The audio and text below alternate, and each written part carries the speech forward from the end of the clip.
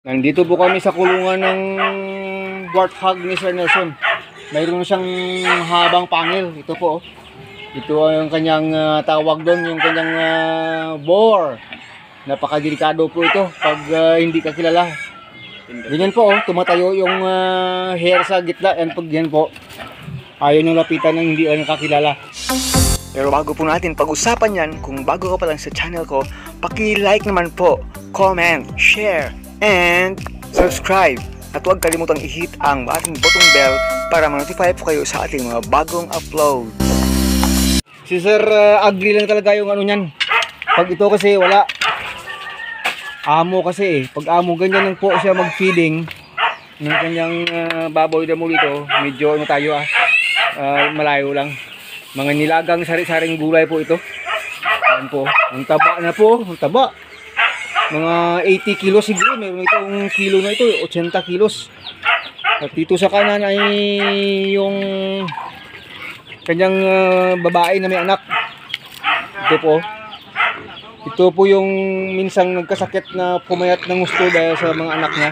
Di ba kasi sir yung anak niya 7? Akala ko 8, 7. Ito na yung mga anak ko.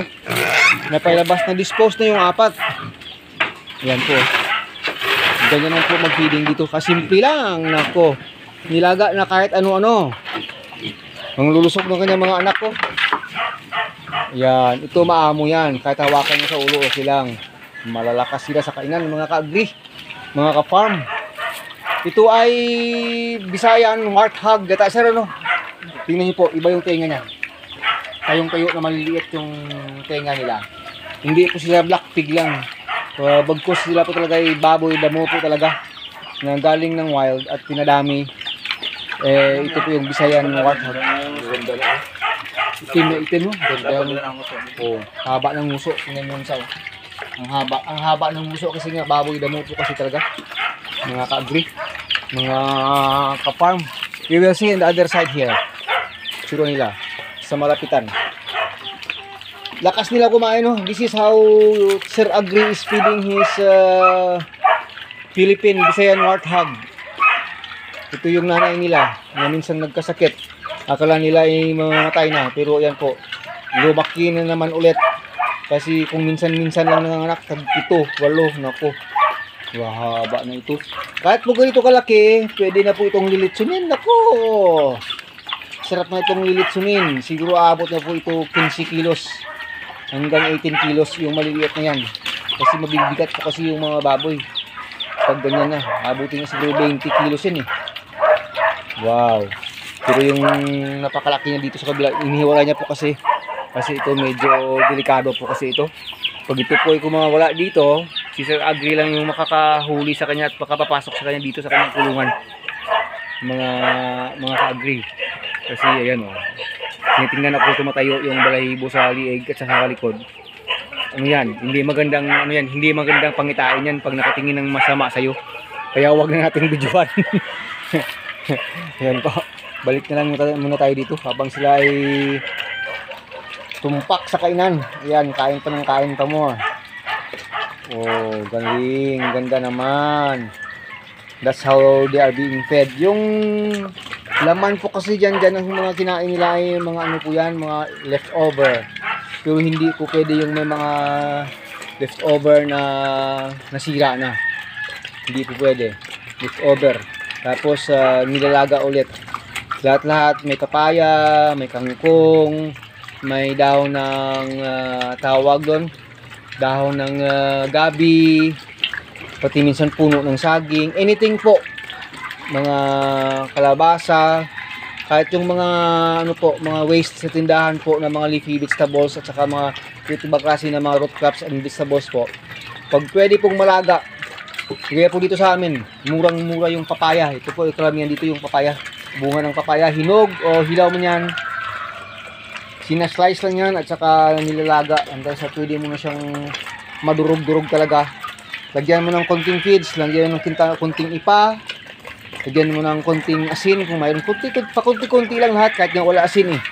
Yan po, yummy-yummy na sila. Oh. Ang taba ng kanilang katawan talaga. Oh. Grabe. Dami ng kain nila. Tingnan nyo. Grabe yung busog ng katawan. Oh. Palagay ko sobra yung pinapakain eh. Pero grabe yung kanilang siba sa kainan talaga. Oh. Kaya puro matataba. Dati po sila 7 nga. Pero naibenta na. 3,000 yata isa or 4,000. Nilabas na dito sa kanilang kulungan. Ito sila oh, tingnan nyo sila to. Dati itong kulungan ng baboy na rin kahit sila. Kasi ito kasi sila, kahit rain or shine, nakababad, pwede po sila. Walang problema po sa kanila. Kasi nga baboy lang po sila. Hindi po gaya ng mga baboy na nasa commercial, hindi po pwedeng ganito. Nako. Ito po sila kumakain kahit hilaw na napier grass, dahon ng ipil-ipil, dahon ng kakawate, dahon ng tricantera, kahit anong dahon ng mga kinakain ng mga kalabaw baka, kain na rin nila mga kaagri. Kahit hilaw po, kahit hilaw. At tingnan nyo may mga natitirang mga dahon-dahon din. Kung anong mga kinukumpayan dito, kain. Lahat kain eh. Ganda ng katawan, no? Grabe.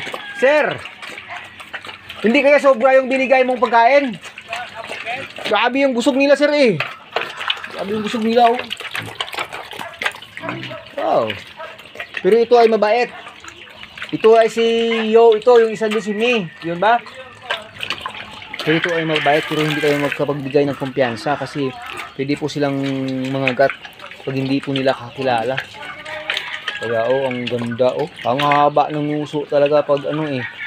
Pag talagang warthog na warthog eh. Baboy, damo po talaga eh. Pinarami na nito yung mga kagli.